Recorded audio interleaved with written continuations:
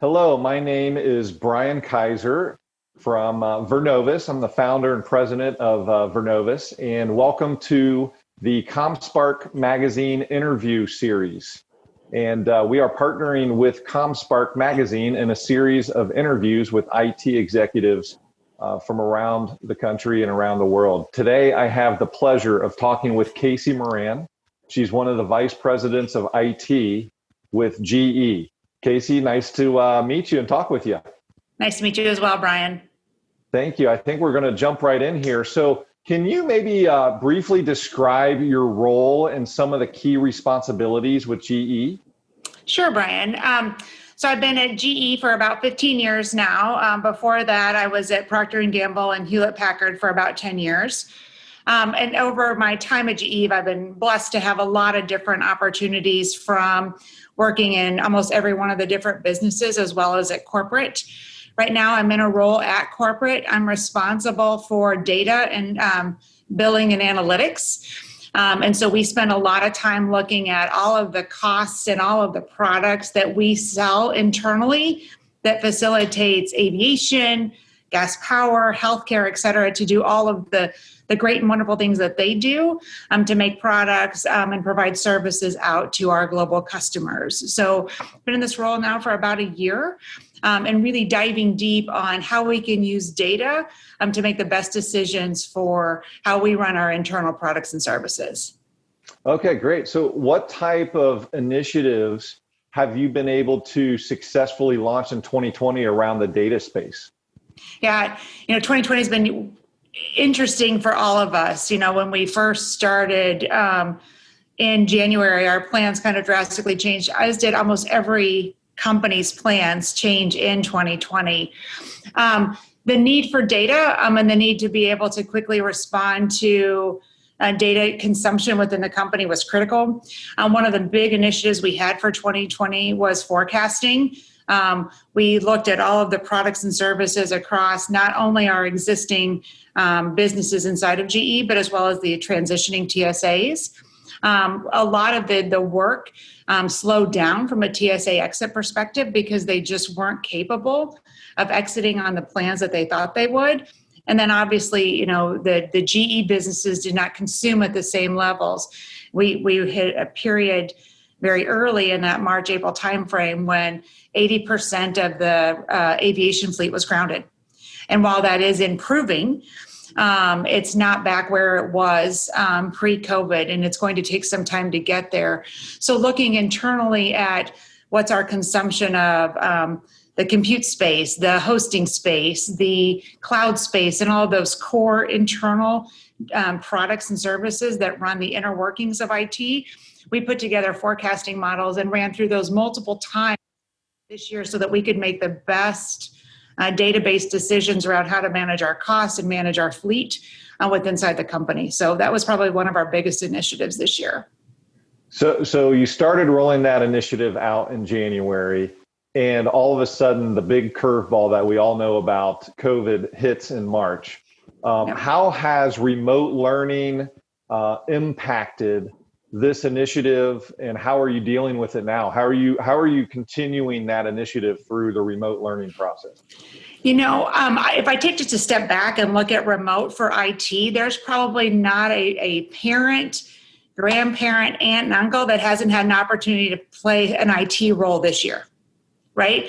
If you have kids or grandkids or a neighbor, I can't tell you the number of questions that I fielded just in terms of how do I get my kid connected to the school, right, when that happened. And so I think everyone or almost everyone got to play an IT role in 2020 that maybe they weren't expecting. And so I always start there when I think about what does remote work look like, because it's not just remote for us, it's remote for our families and our friends and our colleagues. So, we have a whole new generation of IT folks that we can tap into from a skill set perspective, although I don't know that they always wanted to do it. I would say from our perspective, what that helped us do was really drive into some of the lean methodology mindsets. Because we had resources that were stretched, we kicked off, and you would have felt this from Larry Culp, our CEO, kick off a huge focus on lean. And so, when I think about remote working and not just doing things differently in 2020, but some of the realities of being forced into a different situation, one of the great things that we had was this new mindset to challenge everything that you do. Do you have waste? Right. And that kind of brings me back to when I started with the company 15 years ago around Six Sigma. And while lean is different, there's a lot of common tenets. And so it feels really good to return to some of our grassroots and attack problems and attack strategies with a good, solid foundation of skills and tools for us to approach that. So, when we looked at the forecasting solution as an example, we were able to continue to do that and challenge ourselves not to do things the way we've always done them, but take a stepwise approach, learn from it, and continue to pivot and iterate, which is why we were able to do it 4 times in a year when we had to. Right, because COVID just kept putting different pressures on the businesses, but it also lean gave us some mechanisms by which to do it and learn from it and continue to do it better. So that's great, and we're kind of tackled this whole remote learning thing, but what also attaches to that is hiring, retention. How have you guys handled hiring, retention through the new challenges that we've had? It has been a lot. I mean, I would say, looking at this upcoming holiday season, I think we all need to take an opportunity to unplug. It's been a long run. And I feel like for a lot of folks, we've been running a marathon at a sprint pace. And the body's just fatigued. I would say from a personal perspective, one of the things I always keep in the back of my mind is God gave us 2 ears and 1 mouth. We should be listening twice as much as we're talking. And so in conversations with either my direct staff or others, picking up on those cues of maybe somebody just does need a break, right? And maybe we need to think about shifting work because I don't get the benefit of the body language that I might get from an in-person meeting or, even TP or Skype rooms. And can we do video? Absolutely. But some folks are fatigued with video calls as well. And so just really being a critical listener when you're in meetings and waiting, listening versus waiting to talk. And so that's been some of the tools that we've been talking about as a leadership team so that we can respond to the employees' needs. From a hiring perspective, transparently, we're not doing a ton of hiring at GE, but we are continuing our internship program. We've had a long-standing relationship with INTERalliance. And INTERalliance, we were able to do internships this summer. And we didn't know if we could. We like to do 10-week internships. We had to bring it down to 6.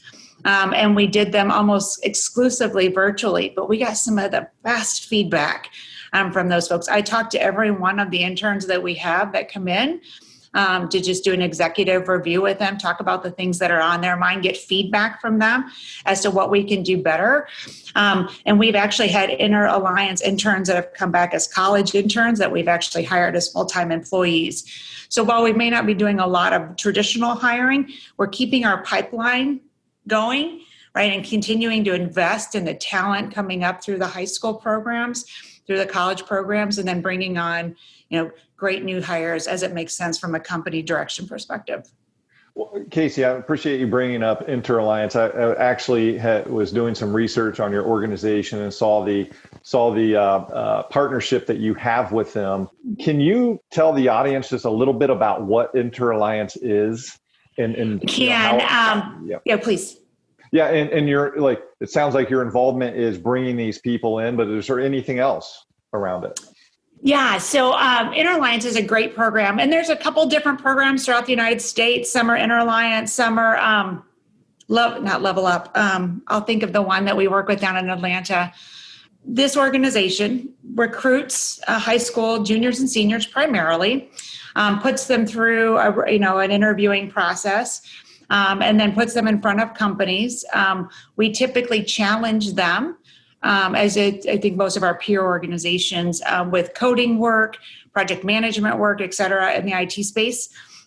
And we do that both at the corporate level as well as within aviation here in Cincinnati, Ohio.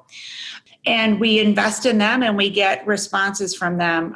For us at GE Corporate, we also do things. In fact, we just had a really successful job shadowing event. You wonder, gosh, how do you job shadow in a remote world? We do it very creatively.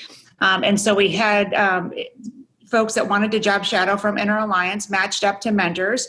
They ended up in different Zoom calls talking about the work. They attended a cyber workshop just to understand what do we see in the cyberspace today. They also attended a resume writing review, and then they gave us feedback, and we always end with a good Kahoot. Right, just to keep folks engaged. So, and a little bit of GE swag never hurts. So we were able to get that distributed as well, just to keep them interested in understanding what GE has to offer. So, we do those kinds of things. We also do judging. So INTERalliance has some events where they're looking for judges and moderators. And so GE is really involved in that here in Cincinnati. Again, it's a great way. GE is a great company. We can get our information out and we can tap into early pipelines of talent and continue to, mature that through as they work through their college and other, whether it's a traditional college or a tech program, as they work through their solution, continue to engage with them and see if there's a good long-term fit. That's great. I think the pipeline for talent in IT from my seat, I see there's a demand that continues to increase and the supply of people remains steady or decrease. So the fact that you guys are partnering with INTERalliance, tapping into the high schools, tapping into the colleges, I think is huge to start getting people involved in IT early or earlier. So that's awesome. It's a personal passion of mine. I mean, I actually have crawled back into, so I'm a Girl Scout leader for a troop here in Ohio. And I've had every one of my Girl Scouts tell me that they're not smart in math. And they did that around the age of second grade. Now, I would tell you that those young ladies can also sell you as many Girl Scout cookies as they want. So they know the math skills, but they don't recognize that they're capable. And so there's a lot of research that says, females in particular opt out of STEM careers around the age of second grade. And so, we try to get involved in programs, Girls That Code, Girl Scouts, et cetera, where we can work on building that skill set and kind of addressing their perceived gap when a gap doesn't exist, or, maybe they have an issue, but we can get past it. I'm super excited to announce we've already done 2 STEM videos with GE Aviation, one on building a crane and one building on a balloon car.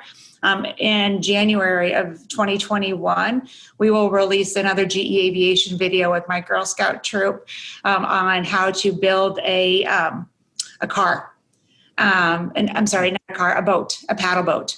Wow. Our paddle boat video will come out. So I think, to your point, talent availability is definitely an issue.